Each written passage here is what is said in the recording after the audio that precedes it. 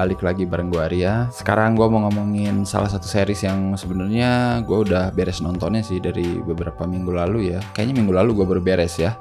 Tapi pengen gue bahas karena ini seru banget sih. Ini buat kalian yang suka seri-seri science fiction ya, cobain deh. Judulnya adalah Silo, keluaran Apple TV Plus. Kalau boleh dibilang sih Apple TV Plus itu banyak ngasih seri-series yang menarik ya, yang unik. Yang science fiction itu banyak yang oke-oke. Yang terbaik menurut gue tahun lalu itu Severance sih. Dan ya itu gue review ya karena somehow udah kelamaan reviewnya gitu ya. Tapi kalian nonton aja dah. Pokoknya itu salah satu seri science fiction yang oke banget gitu. Selain itu juga banyak kan masih ada kayak Foundation C yang pertama kali banget ya. Ada Dr. Brain yang dari Korea juga itu lumayan menarik. Pokoknya intinya Apple TV Plus kayaknya banyak eksplorasi genre science fiction sih di seri-serisnya. Dan Silo termasuk yang cukup intriguing buat gue. Premis series ini tuh simple, jadi ceritanya di masa depan gitu ya, setelah dunia kiamat. Ceritanya post apokaliptik lah ya, standar banget lah. Manusia itu tinggal di bawah tanah di dalam silo seperti bunker gitu, dan jumlahnya itu ada 144 tingkat. Di tiap berapa lantai gitu ada kantin or kafetaria buat makan gitu. Di situ tuh ada layar gede gitu, kamera yang dipasang di luar di atas tanah untuk melihat kondisi bumi yang udah hancur. Kalau ada orang yang dihukum gitu karena melakukan perbuatan salah atau apa gitu yang berat, mereka itu disuruh keluar dari si silo itu buat ngebersihin si lensa yang jadi kamera ngeliatin keadaan di luar. Tapi mereka itu rata-rata nggak pernah bisa balik.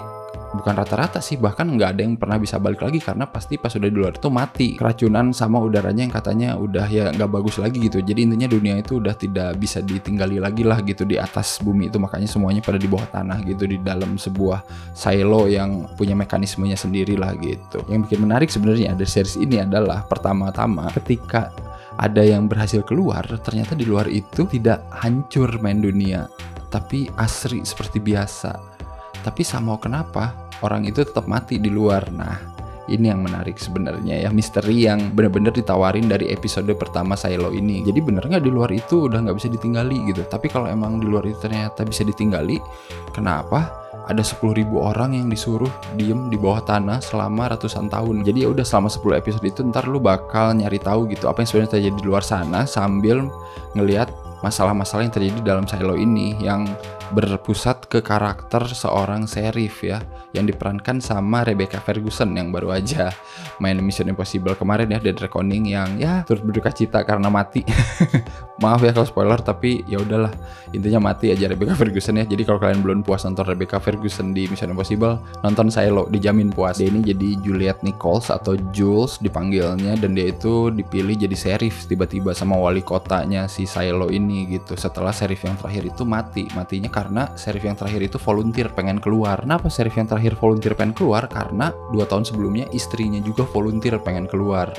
Jadi mereka merasa Silo ini tuh menyimpan konspirasi gitulah, kenapa orang-orang gak boleh keluar, padahal di luar itu dunia tidak apa-apa gitu, dunia sudah pulih. Tapi sebelum itu Jules juga penasaran karena pacarnya juga mati di dalam silo, di dalam ya, bukan di luar gitu. Semenjak pacarnya mati, banyak kematian-kematian yang tidak wajar gitu di dalam silo, sampai akhirnya nanti orang-orang penting pun mati di dalam silo. Formula-formula klasik lah ya, kayak kalau lu nonton Snowpiercer misalkan, kayak itu kan gerbong kereta bedanya kan gitu kan, dari depan sampai belakang. Terus kan nanti ada pemberontakan, ada pertanyaan dari golongan-golongan yang merasa tertindas gitu. Ada apa sebenarnya, apa yang sebenarnya disembunyikan oleh yang memimpin kita gitu kan. Mungkin bisa dibilang membosankan, tapi si series ini bisa mengemasnya ya cukup menarik gitu menurut gua. Karena di tiap episodenya ini, BTW ini ada 10 episode ya, dengan durasi sekitar 50 menitan, rata-rata 45-50 menitan. Di setiap episodenya itu mereka itu ngebungkus si series ini tuh macam-macam gitu. Mungkin dari awal kelihatan kayak misteri, tapi nanti lanjut ke beberapa episode ke depan nanti jadi kayak genre detektif.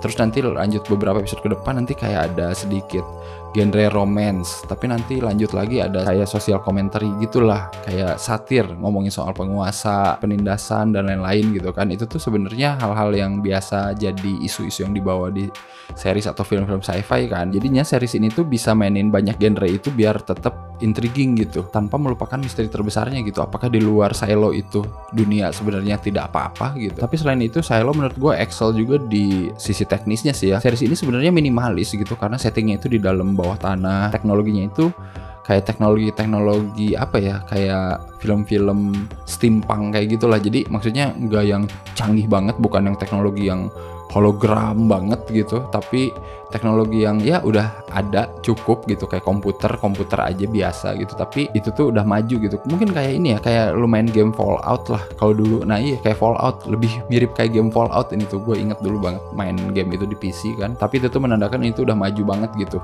ratusan tahun dari tempat kita sekarang gitu kan. Jadi ya menarik sih gue ngelihatnya gitu, karena di situ mereka akan berinteraksi sama beberapa barang peninggalan. Mereka sebutnya relik, tapi itu tuh barang-barang yang ada di masa kita sekarang gitu. Jadi kayak mereka itu kadang nggak tahu ini tuh apa fungsinya gitu, kayak gitu-gitu. Itu cukup menarik sih ngeliatin kalau mereka itu emang hidup di sana gitu dari lahir. Dan ngomongin actingnya, tentu Rebecca Ferguson yang jadi lead di sini bener-bener jadi karakter yang bisa meng-carry seriesnya sih, karena ya penampilan dia emang bener-bener tough banget. Di sini digambarin emang karakter yang sedang berduka, yang pengen balas dendam tapi nanti patah hati juga gitu kan. Jadi kayak ya broken banget gitu. Dan karakter-karakter pendukung lainnya juga menurut gue menarik gitu, karena banyak karakter-karakter yang emang terlihat shady ya.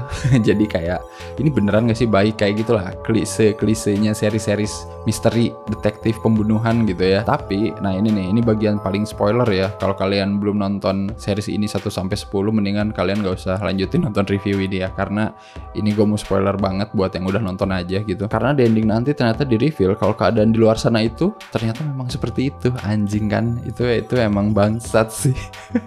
Pokoknya nanti ketika di episode 1 episode 2 itu diliatin si sheriff yang lama sebelum si Jules dan istrinya sheriff yang lama keluar lewat helm mereka itu, mereka ngelihat kalau dunia di luar itu ternyata baik-baik saja gitu. Rumput hijau, burung beterbangan gitu kan. Itu tuh diliatin 2 kali men. Itu tuh nempel di otak gue gitu. Wah anjing, ini mah berarti konspirasi nih gitu kan. Kenapa orang-orang yang berkuasa di Silo ini pengen rakyatnya diem di situ, nggak mau keluar gitu. Dan pas terakhir dong si anjir, ternyata pas keluar emang udah hancur dunianya gitu. Jadi pemandangan indah yang dilihat si mantan sheriff sama istrinya itu tuh dulu emang sebuah hologram gitu, yang emang udah disetting sama si penguasa Silo gitu, biar orang yang keluar Silo itu merasa harus ngelap si kamera itu biar bersih, biar orang-orang di dalam Silo bisa ngeliat gitu, nih dunia yang sebenarnya seperti ini. Padahal nggak ada anjir, nggak ada apa-apa main di luar, bangsat. Tapi itu sebuah sebuah permainan psikologis yang menurut gue dipertanyakan juga gitu ya. Kalau misalkan gitu si penguasa Silo ini ngirim orang keluar hanya untuk ngebersihin, karena kan hukumannya itu disebut membersihkan gitu ya. Kalau dia udah ngebersihin terus dia langsung masuk lagi kan bisa. Maksudnya kasih tahu aja udah lo ngebersihin langsung masuk lagi, jangan lama-lama di luar, kan itu sebenarnya bisa gitu. Terus yang ngebunuh mereka itu sebenarnya apa gitu?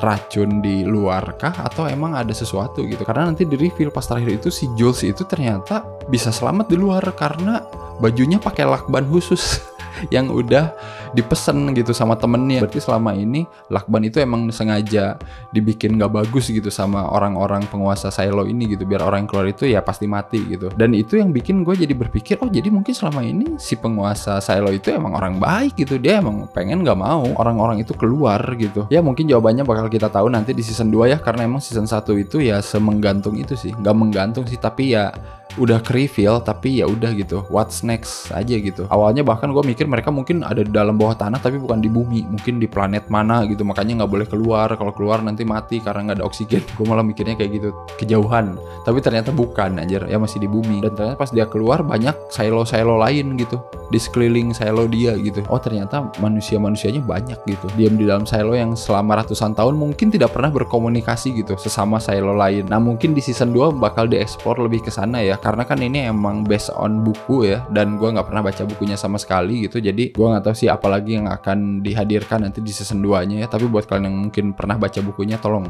jangan di spoiler ya, karena nonton series ini tuh serunya emang nggak tahu apa-apa sih. Jadi bikin gue bertanya-tanya terus lah. Kalau skor dari gue untuk season 1 series Halo ini 7,5 cukup lah ya. Maksudnya itu untuk sebuah season 1 yang 10 episode dan misterinya cukup menarik, ya gue cukup puas lah gitu dengan apa yang dikasih di ending. Oke, kalau kayak gitu seperti biasa jangan lupa untuk like, share, subscribe Cinecrip ya. Kalian juga bisa dukung Cinecrip di Saweria atau bisa pakai super thanks atau bisa follow juga Cinecrip di medsos ya, ada di semuanya sih, Instagram, Twitter, TikTok. Dan ya udah, kalau ada rekomendasi juga ya seri science fiction apa yang harus gue tonton yang menurut kalian menarik, yang baru-baru ini aja tayang atau baru-baru ini baru kelar, komen aja di bawah ya, kasih tahu gue, siapa tahu gue nanti penasaran pengen nonton juga. Oke, kalau kayak gitu sampai ketemu lagi di episode-episode selanjutnya. Bye bye.